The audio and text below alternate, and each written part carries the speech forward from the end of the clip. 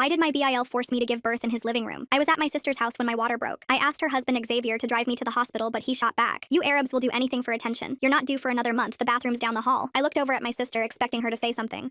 Yeah, you should listen to my husband. She tried to sound assertive, but I could see the tears in her eyes. She was scared of him. Please, Xavier, I need you to drive. I was then interrupted by the sound of him turning up the TV. Xavier, this is real. The baby. Another contraction ripped through me. I collapsed against the kitchen counter. Does she even speak enough English to know what real contractions are? He wasn't even looking at me, just scrolling through his phone, feet up on the coffee table. The pain hit like broken glass grinding through my pelvis. Babe, can you get newspapers for your sister's show? Use the sports section. My sister's hands trembled as she spread newspapers under me. My own family was treating me like a dog. The fluid down my legs came into my vision. It wasn't clear anymore. It was red. Blood. Please. I was sobbing now, snot and bile running down my face. Something's wrong. The baby is coming. 5 weeks early? Xavier snorted. Convenient math. Do you even know who the father is? Or is this another welfare baby situation? I used all the strength I had to grab my phone and dial 911. Hello? 90 Maple Avenue. Beep. Xavier snatched it and hung up before I could finish. No way. You people always make everything a discrimination lawsuit, not falling for your setup. The contraction that hit next brought me to my knees. I screamed. Couldn't help it. It felt like my pelvis was cracking open. Zainab's hand found mine between contractions, squeezing 3 times fast. Our childhood signal for, I love you. Then she'd jerk away whenever he glanced over. Zainab, please, I gasped. You know this is real. Tell him. Don't even try your tricks on Zainab. I taught her how to be a real American. He pointed at her uncovered hair with his beer bottle. See? No hijab, no drama, all thanks to me. When Xavier looked back at the game, she leaned into my hair and whispered, Samihini, please forgive me in Arabic. I didn't even have time to feel bad for her. The contractions were 2 minutes apart. The sounds coming out of me weren't human anymore. They were guttural, animal. Ah!